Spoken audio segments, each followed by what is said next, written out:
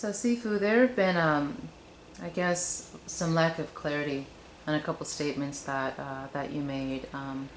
One being about the Chinese, some Chinese persons or masters teaching martial arts. Um, can you clear up this misunderstanding or this misquote that's floating around? So the person was saying that I said that only Chinese people could teach martial arts, and that's a false statement. I never said that. Um, I might, what I did say is that I feel that Chinese people should be the ones that teach kung fu, you know, and that's very different, than martial arts. So people of different cultures could teach martial arts, um, and the way that I see it is that you should stick to the terminology of where you're familiar with. Like you got, just like we have our primary language, the one that we're fluent in, the one that we are the best at, and then we might have our secondary language. Some people might have no more languages, but typically there's gonna be, you're gonna be, you know, you're gonna have a language that's your foundation.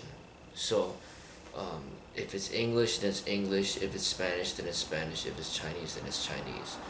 And there's also where you were born, and that's really something that's, it's just a fact of where you've been born. I mean, that doesn't change. So you could be born in America or you could be born in China. And then there's also where you spent the majority of your life living.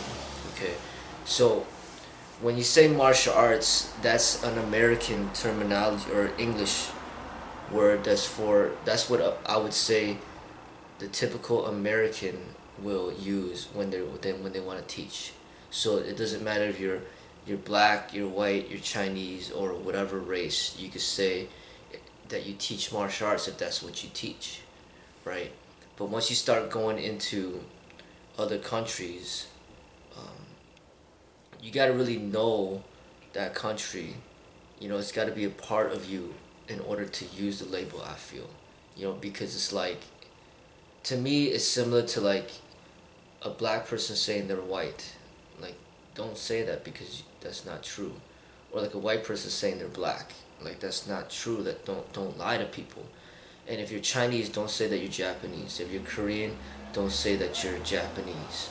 So every country will have their expression, or not expression, but they're gonna have their language, and what they will say is martial arts. Mm-hmm. So the Chinese, they'll say either kung fu or they'll say like wushu. Like that's the Chinese way of saying martial arts is wushu. Okay, the Korean way of saying martial arts would be just maybe taekwondo. You know, that's what they're known for. That's the martial art they're known for. Or they'll have another form of martial art like a tang soo. And then you have the Japanese. They'll say either karate, or they'll say aikido, or they'll say judo. They'll have like their own arts associated with that country. Now,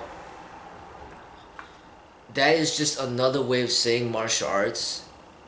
Now, you might know what it means. Like I just said that, hey, wushu means martial arts in Chinese.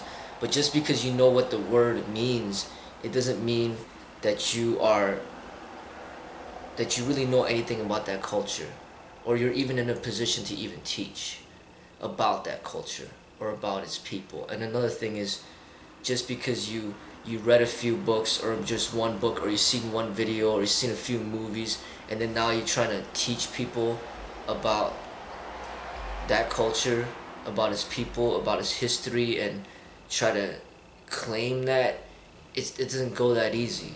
You might have been born in America, and just because you visited China for a couple of days, now you say that you know all about China, and you're gonna claim China. That you can't claim that you live there now, or that you're born there, or that you're from there, just because you visit there a couple of days. And that's the thing. Is like a lot of people. It's like if we all stay true to these, like, this this understanding to use terminology only when it's proper to use it, and only to teach what we actually know, or what we're qualified to teach, then there'd be a lot less confusion out there. You know, so like I said, if you're half black, half white, that's great. You could say that you're black and white. But if you're all white, don't say that you're black. You know, and if you're like half Chinese and half Japanese, that's fine. But if you're all Chinese, don't tell people that you're Korean or you're Thai, because you're lying to people. So basically, like, rather than saying you teach kung fu, if you're a white person or a black person, rather than saying that you teach kung fu, why don't you just tell people that you teach martial arts? You know, because it's this pretty much, it's a different way of saying the same thing. You know, like if you're from America, and you've been born in America, and that's what you do, you love martial arts, then I say that, okay, if that culture is not in your blood, then just say that you teach martial arts. You know, if you were born in Japan, then you can start using the terminology from the Japanese, because you were born into that culture. Is your blood to be in that culture. So it's kind of like, another example is like being born into like a family lineage, like your last name. Like, you're born into, your last name is Lee. Okay, you're born into that family. Like, don't just tell people that your last name is something else because you like that more. You know, like, it's just the proper way to express to people what you practice, what you do, what you teach. Now, the only way that to me, it becomes justified for somebody that's non-Chinese to say that they are teaching like the Kung Fu or the Wushu or the Tai Chi or the Wing Chun, or any of the styles associated with the Chinese, is if they get permission from a Chinese Kung Fu master or martial arts master, and they get the permission from that Chinese person to teach that. Because now you got somebody who is an authority over that art giving you permission to pass on that art. But if you don't have that direct permission from that authority, it has to be a legitimate authority. It can't just be some random Chinese guy that you find from China. Hey, certify me to teach this. No, it's gotta be like a legitimate like master. So say Bruce Lee created Jeet Kune Do, and he's Chinese, and then he gives permission to somebody else who's non-Chinese to teach his art, and he's living, and he can monitor this person that whether or not he's teaching it properly, then that's fine. But Wing Chun, the creator of Wing Chun, who died like over 400 years ago, in China, the system was created in China by a Chinese person, and then now we're in America, and you got all these non-Chinese people that are saying that they teach Wing Chun. To me, that's wrong, because they're not even Chinese, and they didn't even get permission from the creator themselves, which they can't because it's over 400 years ago. It's like, what is proper for them to do? Okay, you love martial arts. Okay, just tell people that you teach martial arts. Don't tell people that you teach Wing Chun or Tai Chi or whatever style that you want to steal from that country to claim. Because the thing is, if we don't at least stay consistent with our racial background, of which we could visually see, if we can't even be consistent with that, then you tell me who can stop anybody from claiming any style from any country, from wherever. Does it even make sense for me as a Chinese person that's been born in America also to start saying that I teach like capoeira or Brazilian whatever? Or I mean, like, my country has their own martial arts, and if I wasn't Chinese, if I was, black or Hispanic or white, then there's a lot of stuff to learn in America, and then I could create my own martial arts style that I will teach to the people that want to be my students. Yeah.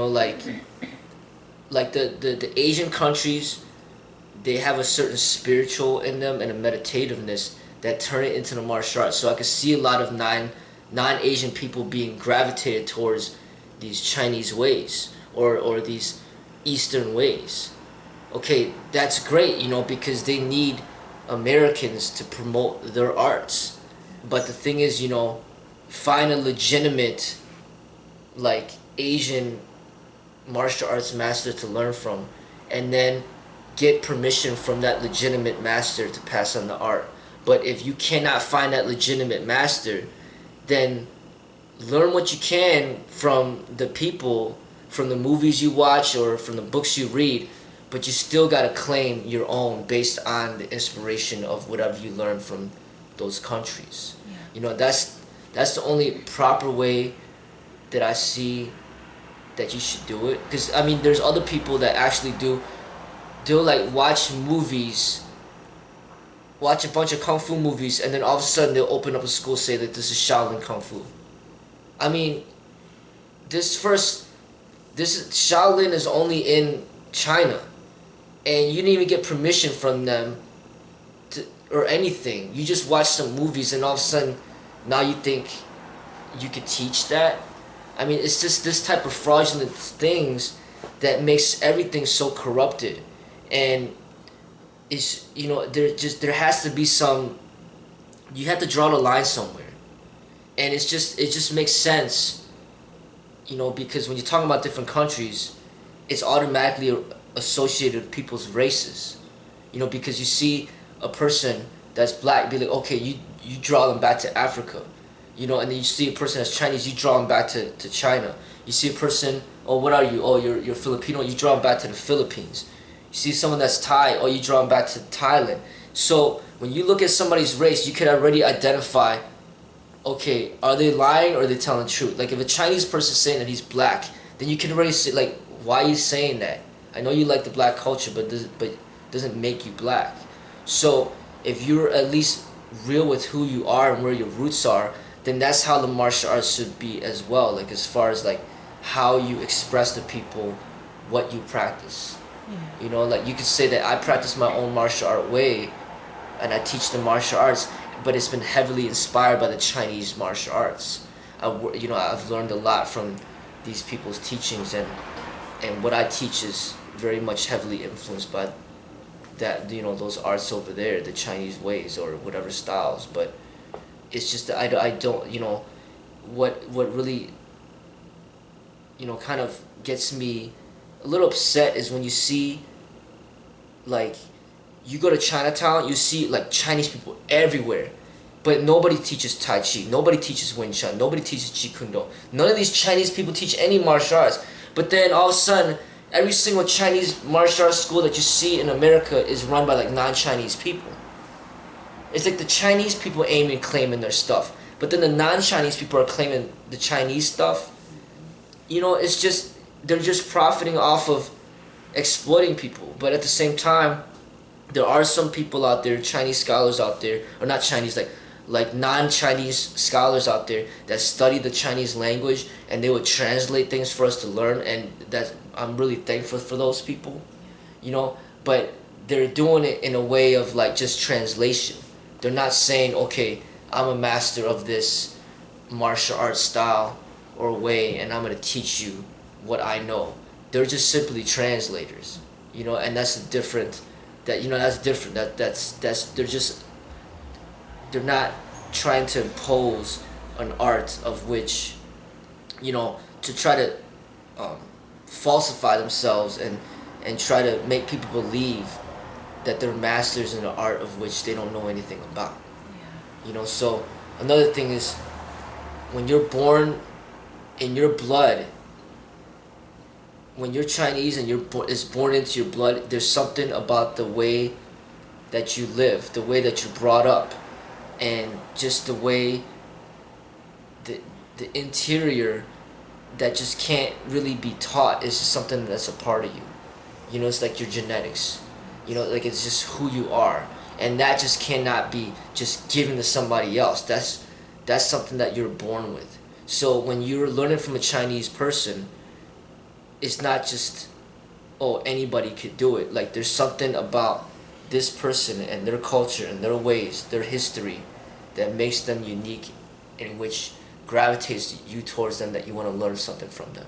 And you just can't just, oh, just replace them with some non-Chinese person and have the same result. So um, there's beauty in a lot of different cultures and countries, and if you are like, from one of these Eastern countries, then you should be proud of yourself and really share about the beauties of your ways. But if you're not, and you're a Westerner, and you're black, white, Hispanic, or whatever, and you want to learn from the East, that's great, because it just shows an appreciation. But at the same time, I think there's a proper approach to it. Like, not everybody's gonna be able to find a legitimate Chinese or a legitimate Asian martial arts master.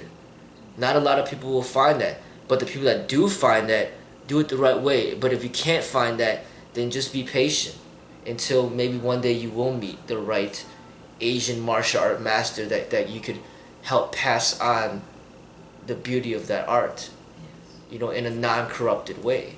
Because I am teaching a lot of, most of everybody that I do teach in the school is non-Chinese, but it doesn't mean that they can't pass on the art, but it has to be done in the right way, in the way where it's not going to be corrupted. Because like I said, if you don't limit it to be like, oh, you don't need to be Chinese to teach Kung Fu, then okay, then where's the limitation? If you don't gotta be Chinese, then everybody should be able to teach it, no matter what race, no matter what gender, no matter what skill level, no matter what. But like I said, if we at least stay true to our racial, like, just like the person that created Aikido, he didn't agree with the whole karate thing and how like violent it was. So rather than saying that, oh, I teach Tai Chi, coming from Japan, he just created his own Japanese label and call it Aikido, call it like the way of peace. And then he promoted that, the Japanese way, that's different from karate, different from judo, different from anything else that you found in that country. So he started to teach his own method. And that's what Bruce Lee did. He didn't like Wing Chun, he didn't like Chole Fut, he didn't like Praying Mantis, he didn't like Shaolin. So he created his own method and he called it Jeet Kune Do. So if you're in America and you don't like MMA, instead of saying that you're an MMA fighter, you could be like, you know what, I teach my own martial art method, and this is what I call it. Rather than just taking something from another country and then just being like, oh, that's mine, when it's not. So, but if you have if you're half Chinese and half white, then you could use those Chinese labels because that's part of who you are. Just like, it's kind of similar to like the N word. Like, you black, then hey, you could say that if you want within your songs or whatever. But if you're not black, then you shouldn't be using that word as if you are black. I mean, that's just not right. So that's just how it is. And I'm just like, people are born into royal families. Like, Jaden Smith born to Will Smith, and he gets all these opportunities. I wish I had those opportunities, but I don't. I wasn't born into that. So people, oh, I was born Chinese, so now I get to use those labels. But you don't, because you weren't born into that. So don't try to just take those labels and be like, hey, I get to use them too. Like, no, it don't work like that. Because that's not a part of your blood. So if everybody stayed true to that, then I feel that there'd be less confusion, because Japanese people teach karate, Korean people teach taekwondo, Chinese people teach kung fu, and then like everybody that's non-Asian, they could say that they teach martial arts. That's just the way that I see that it should be done. And there is some validity to the authentic art forms, and there's something that you said before in wanting to keep Kung Fu alive, and so I think that it's a good thing, especially when you're when you're looking for the authentic thing, the real thing, you know. And again, there are plenty of people who are not Chinese who may practice and they may be very well, you know, like, you know, your students, you know, for instance. However, there is a difference when you have your master who is there, who is living, who can validate and certify or approve of you going forth and teaching the style in which, you know, you've given them. So, you know, so I thank you for clarifying and expounding some more, you know, what you meant by, you know, Chinese teaching Kung Fu, not just martial arts, but Kung Fu in particular. So thank you.